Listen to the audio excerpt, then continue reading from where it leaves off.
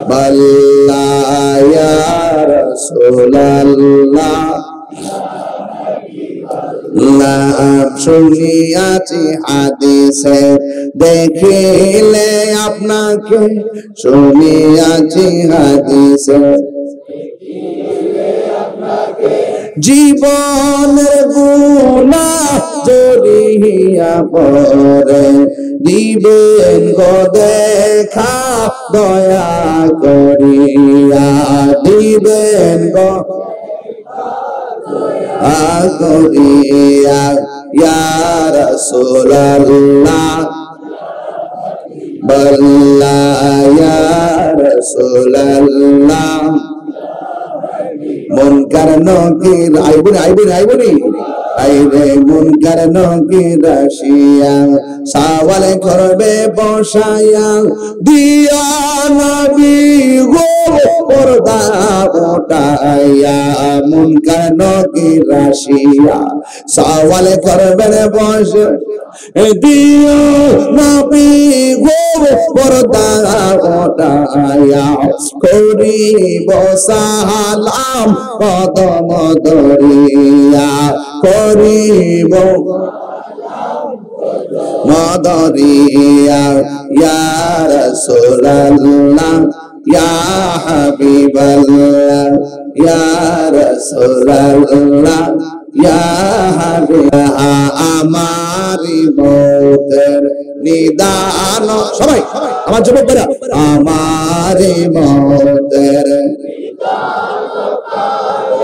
তাকিয়া নবী গো আমার সামনে, দেখিব আপনাকে আপন নয়নে, দেখিব আপন নয়নে ইয়া রাসূলুল্লাহ মাশাআল্লাহ ইয়া রাসূলুল্লাহ। আমার নবী কবরে আসার ক্ষমতা আছে না নাই? সশরীরে নাকি স্বপ্নে? সশরীরে নবী কবরে আসবে। নবীজিকে সেই ক্ষমতা দিয়েছেন কে? যদি কেউ বলে একই সময়ে ৪০টা কবর দাফন করা হলো, একই সময়ে প্রশ্ন করা হলো, একই সময় নবী ৪০টা কবরে থাকবেন কেমনে, তাইলে এটার উত্তর আপনি কি দিবেন?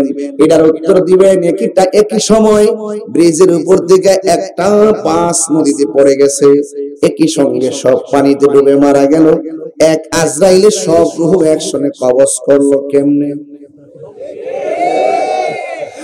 বন্ধু খবরদার, নবী বলে ইন্নাল্লাহা যাওয়ালিয়াল আরদা, আকীদা ইন্নাল্লাহা যাওয়ালিয়াল আরদা ফারাইতু মাশারিকাহা ওয়া মাগারিবাহা, আল্লাহ রাব্বুল আলামিন সারা পৃথিবীটাকে আমার জন্য এত ছোট করে দিয়েছেন, আমি পূর্ব থেকে পশ্চিম পর্যন্ত হাতের তালুর মধ্যে সব দেখতে পারি। মকন্দপুর কোলাউড়া রবির বাজার থেকে মদিনা বহু দূরে, কিন্তু মদিনাওয়ালার জন্য মকন্দপুর কোলাউড়া আর রবির বাজার দূরে নয়, হাতের তালুর ভিতরে নবী দেখতে পাই। কথা বলেন ঠিক কিনা? বিশ্বাস লয়ে কবরে, বিশ্বাস লয়ে কবরে যান, কবরে রাসূল থাকবে। আমরা কবর কি ভাই বন্ধু কেউ জানে? রোজা কয়টা গেছে? 8টা রোজা কবুল হয়েছে কিনা জানেননি? তারাবি যে পড়ছেন কবুল হয়েছে কিনা জানেননি? তো কি নিয়ে কবুল যাবেন? ভরসা কি? কনফিডেন্স কি? আত্মবিশ্বাস কি? আনতা মামান হাবাবতা, কিচ্ছু নাই। পড়েছি, কবুল হয়েছে কিনা জানি না। কবুল যদি না হয়, অন্তত মুস্তাফার মুহাব্বত আমাদের হৃদয়ে আছে।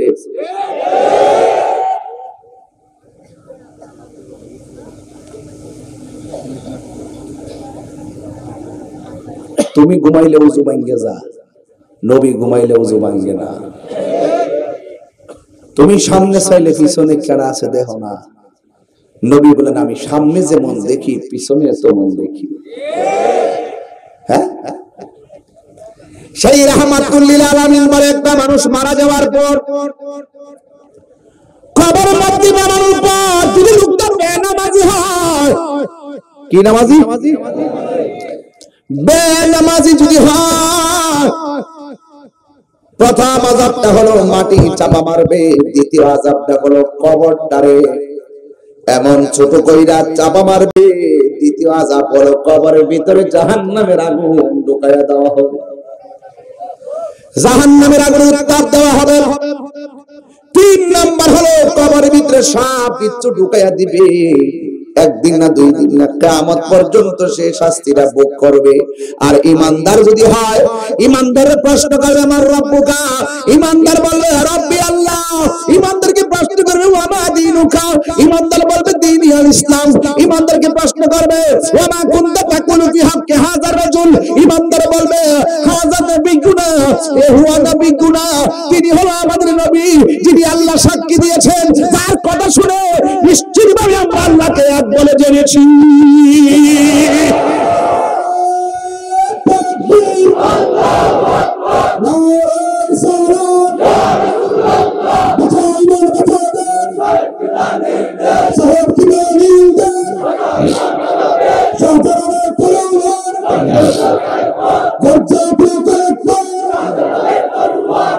আল্লাহু আকবার জোরে বলে, আর বলেন আল্লাহু আকবার। আমরা কবরে নবী চাই কি চাই না? অনেক মানুষ আছে নবীকে হাজির নাজির মানে না, আছে না নাই? যারা বলে নবীকে নামাজের মধ্যে স্মরণ করা গরু গাধার প্রতি স্মরণ করার মতন, নাউজুবিল্লাহ যেরকম। অনেকে বলে নবীর যে এলেম আছে গরু গাধা জায়েদ উমরের চাইতে, জায়েদ উমরের এক চাইতে বেশি এলেম আছে। যারা এই সমস্ত কথা বলে আর কখনো আশিক রাসূল হতে পারে না, কথা বলেন ঠিক কিনা? এদেরকে যারা ফলো করবে তারাও আশিক রাসূল হতে পারে না, কথা বলেন ঠিক কিনা? এই জন্য কবরে যাইবেন খাঁটি মুমিন হয়ে কবরে যাইতে হবে, খাঁটি সুন্নি হয়ে কবরে যাইতে হবে। যারা নবীর দুশমন তারা মুখে যত মধুর কথা বলুক না কেন, তাদের অন্তরের ভিতরে মুনাফিকি আছে না নাই? এই মুনাফিকরা জাহান্নামের সর্বনিম্ন স্তরে থাকবে, কথা কোন ঠিক কিনা? তারা বাতিলদের সঙ্গে আতাত করে চলবে, তারা কখনো সুন্নি হতে পারে না, কথা বলেন ঠিক কিনা? এই জন্য আমরা নবীকে হাজির নাজির মানি, কথা বলেন ঠিক কিনা? আমরা নবীকে গায়েব জানে মানি, কথা বলেন ঠিক কিনা? আমরা নবীকে নূর নবী নূর নবী হিসেবে মানি, কথা বলেন ঠিক কিনা? এই জন্য নবী ছাড়া কবরে কোনো উপায় নাই, হাশরের ময়দানে কোনো উপায় নাই। আল্লাহ রাব্বুল আলামিন এই পৃথিবীটা একটা সমষ্টিগত কিয়ামত আর একটা হলো ব্যক্তিগত কিয়ামত। সমষ্টিগত কিয়ামত হলো যখন আল্লাহ রাব্বুল আলামিন ইসরাফিলের সিংহ ফুৎকারের মাধ্যমে এই পৃথিবীটাকে শেষ করে দিবেন। একবার তাকায় দেখেন, মানুষ চলে গেলে মানুষ নিজের কিয়ামত নিজে অনুভব করতে পারে, ঘরের সঙ্গে যিনি আছেন সে অনুভব করতে পারে না। সন্তানগুলো সবকিছুর ভাগ নিবে, সন্তানগুলো সম্পদের ভাগ নিবে, কিন্তু বাবার মৃত্যুর কষ্টের ভাগ সন্তান নিবে না, কবরের আযাবের ভাগ সন্তান নিবে না। এই জন্য সন্তানকে ব্যাংকের ভিতরে সুদের মালিক বানায় যাওয়ার আগে সন্তানকে হালাল টাকা দিয়া মানুষের বাচ্চা বানায় দিয়া যান, কথা কোন ঠিক কিনা? সুদখোরের গোষ্ঠী যতটা বাইরে লম্বা বড় না বন্ধুরা, তুমি সুদ ব্যাংকের মধ্যে লাগাইয়া দিয়া যাও, তুমি সুদের টাকা বাক্সের মধ্যে জমাইয়া দিয়া যাও, এই সন্তান টাকা নিয়ে মাতবরি করে, পাঁচিহান পালসার আর 15 চালায় মাস্তারি করে, আর তুমি কবরে যাওয়ার পরে সুতার বাড়ি খাইতেছো। সন্তানকে সুদের টাকার মালিক বানাবার আগে হালাল টাকা দিয়ে অন্তত মানুষ বানায় যান, আপনি মারা যাওয়ার পরে কবরের পাশে দাঁড়ায় দোয়া করবে। হাত তুলে বলেন ঠিক কিনা বলেন?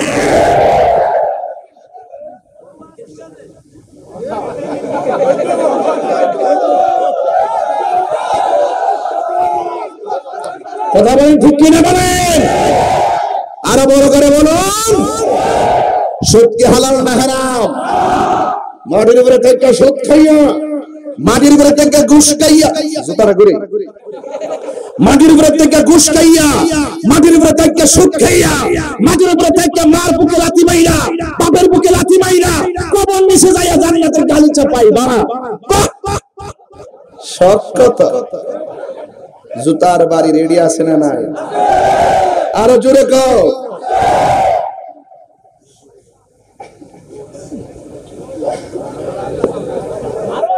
500 রুটে পয়সা নষ্ট, যুবক নষ্ট মদে, খারাপ লাগতেছে নাকি? আর 10 মিনিট আছে। পাঁচ রোটে পয়সা নষ্ট, যুবক নষ্ট মদে, কুসমাজে গেরাম নষ্ট, খাদক নষ্ট সুদে। এই সুদকুটির কারণে ভাইজান গরিব আর গরিব হইতেছে। হ্যাঁ, আবার সমাজের সর্দার, মসজিদের সভাপতি, সুদকুর কোটি টাকার মালিক হলে মসজিদের সদস্য হওয়ার যোগ্যতা না। 5 ওয়াক্ত যেটা নামাজ পড়ে নবীর পাগল যিনি ইডিও সভাপতি, হ্যাঁ গরিব। আরে মসজিদের শ্রেষ্ঠ জায়গা, এই জায়গাটা যখন হারাম খুদের দায়িত্বে যায় আর দেশে শান্তি আছে? 500 রুটে পয়সা নষ্ট, আমি সুদকুটিরে সাইজ করতে ভাল লাগে।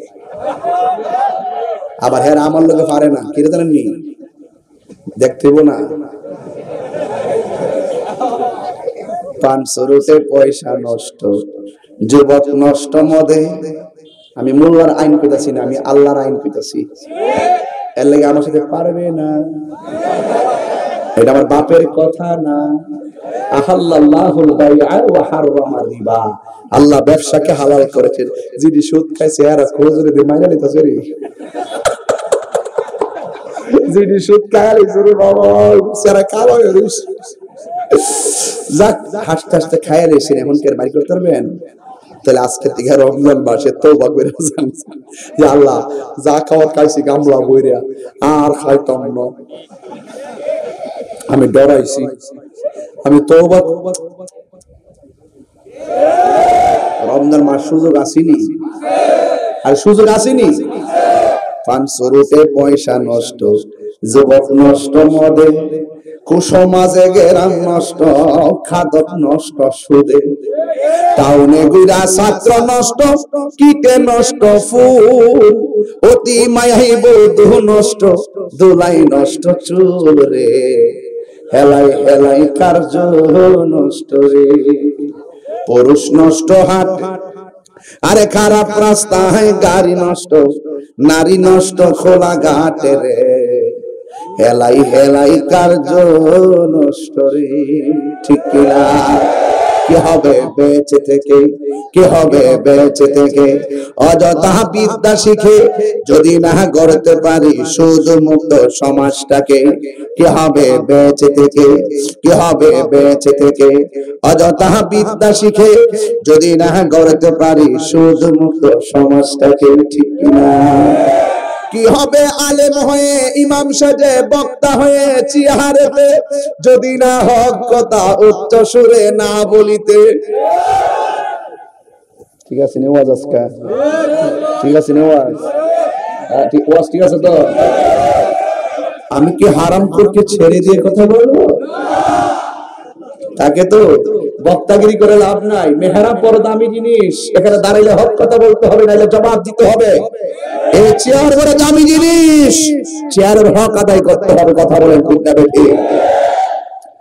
কি হবে আলেম হয়ে, ইমাম সেজে সমাজতে, যদি না হক কথা উচ্চ সুরে না বলিতে। চাকরি বই করো যদি, ছেড়ে দাওই না গদি, চাকরি বই করো যদি, ছেড়ে দাওই না গদি। কি হবে ধোঁকা দিয়ে আল্লাহকে, কি হবে ধোঁকা দিয়ে আল্লাহকে। কি হবে বেঁচে থেকে, অযথা বিদ্যা শিখে যদি না গড়তে পারি মাদক মুক্ত সমাজটাকে। ঠিক কিনা? এই গাঞ্জুটিয়া, গাঞ্জুটিয়া আসিনি রে, মাগরিবের আগে যে ইফতার করে খাইছ আছে না? গত বছর এক মাহফিলে বলছি কে গাঞ্জা খান হাত তোলেন, পরে এক ছেলে হাত তুলছে, পরে এর আইন আমরা 6000 টাকা পুরস্কার দিচ্ছি। একজনে বলছে তুই এটা দিয়ে 2000 টাকা দিয়ে পাঞ্জাবি কিনবি, আর একজনে 2000 টাকা দিয়ে আনুষঙ্গিক খরচ করবি, আর আমি 2000 টাকা দিচ্ছি তোমার আব্বা আম্মারে ঈদের জামা কিনে দিবা। মারহাবা। আজকে যদি এরকম গাঞ্জা খাইছেন বা নেশা করছেন এমন কোন লোক থাকেন, তাইলে দয়া করে হাত তোলেন যে হুজুর আমি নেশা করছি, গাঞ্জা খাইছি, বাবা খাইছি, আমি ইয়াবা খাইছি, আমি ফেন্সি খাইছি, এরকম নেশা করে যদি থাকেন, একটা লোক একটা হাত তুলছে নাকি? কি এটা আপনার মোবাইল ধরতে, এমনি গেছে মোবাইল ধরতে বের কনফার অ্যাকশন চলতেছে, গেছে মোবাইল ধরতে বের। না, তাইলে বোঝা যায় শরমাইছে না। যাক আল্লাহ এরা শরমাইছে, আল্লাহ আপনি গোপনই থাকুক, আল্লাহ আপনি গোপনে তাকে মাফ করে দিয়ে আমিন কন। ঠিক আছে নি? ঠিক আছে নি? গুনাহ মাফের মালিক কে? আর গুনাহ মাফের মালিক কে? কষ্ট হচ্ছে আপনারা? গভীর মনোযোগ। সুদ কি চলবে না বন্ধ হবে? ওই একটু টুটছে না, বন্ধ কো, বন্ধ বন্ধ, মানে তাইরের জীবনে দেখছে না। সুদ কি চলবে না বন্ধ হবে? গাঞ্জা কি চলবে না বন্ধ হবে? ঘুষ কি চলবে না বন্ধ হবে? ফেন্সি কি চলবে না বন্ধ হবে? নামাজ কি চলবে না বন্ধ হবে? চলবে ইনশাআল্লাহ? হাত তুলেন, হাত তুলেন, হাত তুলেন, হাত তুলেন।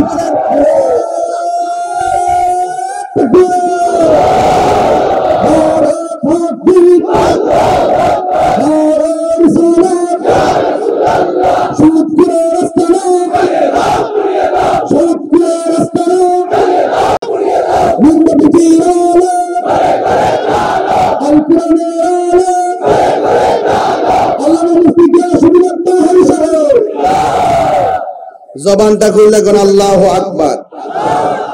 তাইলে আমরা নেশা কি করব? নেশা করব? আমরা ভরসা করব একজনের উপরে, তিনি কে? আমরা হারাম খাবো, হারামের মধ্যে কোনো আরাম, হারামের মধ্যে আরাম। সুদ খাইলে ভালোই লাগে, কিন্তু বিচার আছে না নাই?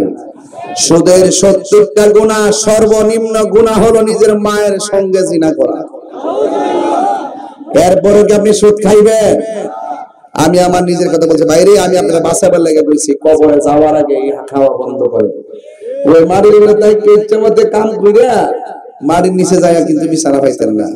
যা করবেন মাটির উপরে থাক, কি করে যেতে হবে? ভালো কাজ করবেন মাটির নিচে বিছানা পাইবেন, খারাপ কাজ করবেন মাটির নিচে গজব আছে না নাই? এই জন্যই কবর থেকে উলঙ্গ অবস্থায় মানুষ উঠবে। হাজার হাজার বছর হতে পারে, কিয়ামত না হতে পারে, কিন্তু কিয়ামত হওয়ার আগ পর্যন্ত এই কবরের ভিতরে আপনাকে এভাবে পড়ে থাকতে হবে। এই কবরের ভিতরে কয়দিন থাকবো আমি জানি না, কষ্ট সহ্য করতে পারবো না। ও আল্লাহ, অতীতে যেই গুনাহ করেছি সব গুনাহ আপনি আমারে ক্ষমা করে দেন। জবানটা খুলে কোন গুনাহ মাফের মালিক কে? তওবা করলে আল্লাহ বড় খুশি হয়। হারানো টাকা ফেরত পাইলে মানুষ যেমন খুশি হয়, বান্দা গুনাহ করার পরে তওবা করলে আমার আল্লাহ তার চাইতে বেশি খুশি হয়। তাহলে গুনাহ করলে কি কোনো, তওবা করলে কি কোনো গুনাহ হইব? তওবা করলে কি কষ্ট লাগবে? বলেন হে আল্লাহ। সবাই সবাই রমজান মাস তো বলেন, বলা যায় না কি কাম হয়ে যায় রহমতের 10 দিন। হে আল্লাহ, সবাই সবাই হে আল্লাহ তওবা করছি, জানা অজানা, ইচ্ছা অনিচ্ছা, শিরকি বেদাতি সকল গুনাহ মাফ করো। হে আল্লাহ, অতীতে সকল গুনার প্রতি বেজার হইলাম। হে আল্লাহ, তওবা করছি, আর জীবনে গুনাহ করব না। এর নাম তওবা। তওবা মানে ফিরে আসা। আপনি যদি খালেস দিল করে থাকেন আর গুনাহ করতে পারবেন না। যদি গুনাহ করেন একবার দুইবার, আপনি কিন্তু তৃতীয়বার ক্ষমা পাবেন না। ঠিক আছে? একটা অন্তর থেকে তওবা করেন, আর মা বাবার জন্য দোয়া করেন এই রমজান মাস যেন আত্মীয় স্বজনের কবরকে যেন আল্লাহ পাক জান্নাতবাসী করে দিয়ে জোরে বলেন আমিন। আর বড় করে বলেন আমিন। গভীর মনোযোগ। মানুষটা বড় আল্লাহ ওয়ালা। একটা ঘটনা বলি, হ্যাঁ? মানুষটা কি ওয়ালা? নামাজি ওয়ালা, আল্লাহ ওয়ালা, কোন ইবাদতের অভাব নাই, কিন্তু মানুষটা ব্যবসা করত। জবানটা খুলে কোন কি করত? ব্যবসা করা কি ফরজ না সুন্নাত? সুন্নাত। আল্লাহর হাবিব ব্যবসা করেছেন, ব্যবসার মধ্যে কোনো লজ্জা নাই। ছোট ব্যবসা হোক বড় ব্যবসা হোক, ব্যবসা করবেন, তবে ব্যবসাটা হারাম পন্থায় হবে না, জুলুম করে হবে না, ব্যবসাটা হতে হবে হালাল ব্যবসা। এই রমজান মাস যখন আসে অনেক সিন্ডিকেটরা দাম বাড়াইয়া দিয়া মানুষের বুকের মধ্যে লাথি দেয়, এমন মানুষ সমাজে আছে না? না, আপনারা মনে করেন আমি ওয়াজ করি, ওয়াজের বাইরে আমার কিন্তু ব্যবসাও আছে। মারাবা কইতাম না কি ব্যবসা করলে সমস্যা, হ্যাঁ জীবনে এরকম। আমার যুবক ভাইরা, তবে হারাম ব্যবসা না, হালাল ব্যবসা। মারহাবা গাম জড়ানো ব্যবসা, মারহাবা। আর যুবক ভাইরা আমার, দেখেন তাহির কত কিছু জানতে চায় মানুষ। আরে বাপরে বাপ, আস্তে আমার তোমরা ফার্ম দিও না আমার, তোমরা আমি চিনি। আমার কলিজার ভিতর থেকে কথা বাড়ি করতে চেষ্টা করতেছে না, একবার আমি ঘরের কথা বাড়ির কথা সব করে দিব মুখন দেবো না, ইতি বুঝে শিখছ, ঠিক আছে? ও ভাই নাই রে আমার, ও ভাই নাই। মারহাবা জোরে কোন আগে, ব্যবসা করা সুন্নাত, ঠিক আছে তো? লজ্জা আছে? ব্যবসা করবেন, মারহাবা গো। ফ্যানটা ভালো করে বন্ধ করে খারো, আর 3-4 জন ফ্যানের সামনে খারো, বন্ধ করে, বন্ধ করে। ফুল অফ হান রে, ফুল অফ হান, ফ্যানের সামনে 3 জন এমনি খারো। আরে বাপ রে বাপ, আমার জান বেরিয়ে যাচ্ছে। রোজাতে কেউ আজকাল কত কঠিন আমি বুঝতেছি এখন। আর আমার যুবক ভাইরা ঘুম টানতেছে। ও বন্ধু, আল্লাহর হাবিব ব্যবসা করেছেন, এমন ভাবে একটা লোক ব্যবসা করছে, মুখে দাঁড়িয়ে আছে না নাই? দাঁড়িয়ে আছে, মাথায় টুপি আছে, কিন্তু লোকটা হঠাৎ করে মারা গেছে। জবানটা খুলে কোন হায়াত মউতের মালিক কে? যেই মাত্র মারা গেছে মানুষের আফসোস শুরু হয়ে গেছে, আইরে এত সুন্দর নামাজি। আমাদের দেশে ভালো একটা মানুষ মারা গেলে আফসোস করে না? এত ভালো একটা নামাজি, এত আল্লাহওয়ালা মানুষটা মারা গেল, কি সুন্দর ব্যবসা করত। ভালো মানুষের জানা যায়, মানুষ লাইন ধরে যায়, ভালো মানুষের কবর করতে যায় 5 জন, যুগলি দেয় 50 জন, আছে না? না, কেউ মুরব্বীরা দেখছেন না, অনেক সময় গুরুস্থানের ভিতরে একটা মানুষ মারা গেলে তার কবর অন্তত মাটিটা ধরে এলে সহযোগিতা করে, করে কিনা? কবর করার মধ্যে কিন্তু ফায়দা আছে, মনে রাখবেন। লাশ গোসল করাবেন, লাশ গোসল করাবেন, এর ভিতরে ফায়দা আছে। মারহাবা জোরে কর। আপনাদের সেগুলো এখন খুঁজে পাওয়া যায় না। এবার লোকটার কবর করার জন্য অনেক লোকে গেল, জানাজার নামাজ পড়ার জন্য মানুষ রেডি, সব মানুষ কবর করতে গেছে। লোকটা ভালো মানুষ, কিন্তু কবর করার পর, করতে যাওয়ার পরে ইন দি মিন টাইমে কবর করা শেষ হয়ে গেছে। শেষ করতে দেরি, সবাই উঠে আসবে, দেখতেছে জঙ্গলের কোন সাপ ভিতরে ঢুকে নাই, অটোমেটিকলি 2টা সাপ ফনা তুল্লা কবরে বসে গেছে। চিৎকার মেরে কন্যা নাউজুবিল্লাহ। কবরের মধ্যে সাপ ফনা তুল্লা বসে গেছে। কবর যারা করছে তারা কই কি ব্যাপার, এত ভালো মানুষ মারা যাওয়ার পর কবর করলাম, কবরের সাপটা আসলো কোথায় থেকে? সবাই সিদ্ধান্ত হলো, ঠিক আছে এই কবরটা বাদ দাও, সাপ সহকারে তারা দাফন করা যাবে না। আর একটা কবর করলো, সুন্দর করে কবর করছে, অর্ধেক করতে পারে নাই, কোথায় থেকে জানে কবরের ভিতরে আজদা সাপ এসে গেছে, লাভ মাইরা তারা কবর থেকে উঠে গেছে। 2টা কবর পুরা হলো, 2টা কবরের ভিতরে সাপ। আপনারা জবান খুলে বলুন, সাপ কি আশীর্বাদ না অভিশাপ? সাপ দিকে কবর যারা করেছে সব করে গেছে। ওরা মনে মনে কয় একটা কবর করতে বড় কষ্ট লাগে, আর যতই কবর করি কবরে শুধু সাপ দেখা যায়, কবর করতাম কত আর সাপ দেখে আর একটা করতাম কত। এবার ওরা চিন্তা করলো, চলো চলো কি আমরা আল্লাহর বন্ধুর কাছে যাই, বন্ধুর কাছে ঘটনাটা খুললে বলি, আল্লাহর বন্ধু যে সমাধান দেয় আমরা সেটাই আমল করলো। আল্লাহর বন্ধু ডাক দিয়ে বলে, শোনো, এই কবর 2টা করেছো, কবরে সাপ পেয়েছো, কিন্তু কবরের ভিতরে আরেকটা কবর তোমরা করবা। ওই কবরটা কুড়ার পরে কবরের ভিতরে যদি সাপ থাকে, সাপ সহকারে দাফন করবা। সাপ যদি না থাকে সাপ সারা কবরে দাফন করবা। এবার সবাই জীবনের তোরে শেষ কবরটা করার জন্য গুরুস্থানে গেল। গুরুস্থানের একটু মাটি বায়না করে রাখে রে, এখনই তোর আসতে পারে চলে যাওয়ার ডাক। ওরে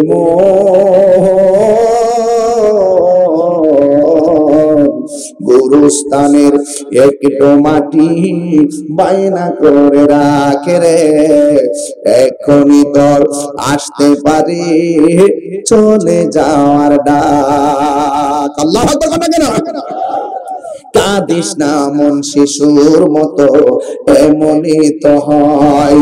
এই তো জীবন অন্যের দেয়া, তোর তো জীবন নই রে, তোর তো জীবন নয়। কাঁদিস না মন শিশুর মতো, এমনই তো হয়। এই তো জীবন অন্যের দেয়া, তোর তো জীবন নয় রে, তোর তো জীবন নয়। কাচার ভিতর প্রাণের ময়না, চিরদিন আর আপন রয় না। হঠাৎ করে পালিয়ে যাবে একটু পেলে ফাঁকে রে, গুরুস্থানের একটু মাটি বাহিনা করে রাখে রে, এখনই তোর আসতে পারে চলে যাওয়ার ডাক। এই বাইনা মানে টাকা দিয়া জমিন কিনলেই কবর শান্তি হয় না। এই বাইনা মানে হলো টাকা দিয়ে মাটি কিনা পারিবারিক গুরুস্থান বানাইলেই কবর শান্তি হয় না। এই বাইনা মানে মরণের আগে কবর ফাঁকা করে রাখে অনেকে, আছে না নাই? যতই সাজায় রাখো কাজ হবে না, ওই কবরের মাটি বাইনা করতে হবে। আল্লাহ বলেন ওয়া শিরিল্লাযিনা আমানু ওয়া আমিলুস সালিহা আন্না লাহুম জান্নাতিন তাজরি মিন তাহতিহাল আনহার। আল্লাহ রাব্বুল আলামিন বলেন এই কবরটারে বাইনা করতে হবে ঈমান আর নেক আমল দিয়া। একটু সাউন্ডটা তুলে দেন মিয়া, বুঝে না কিছু? আর একটু সাউন্ডটা উঠাই দেন না বাবা, বক্সে সাউন্ডটা তুলে দেন না একটু। আল্লাহু আকবার বলেন। আপনাদের আমার ওয়াজ বুঝতে অসুবিধা হচ্ছে? কবর ফাঁকা করে কবর না হুদাই দিলে কবর ব্যস্ত হয়ে যাবে না, অতই সোজা, এত সহজ না।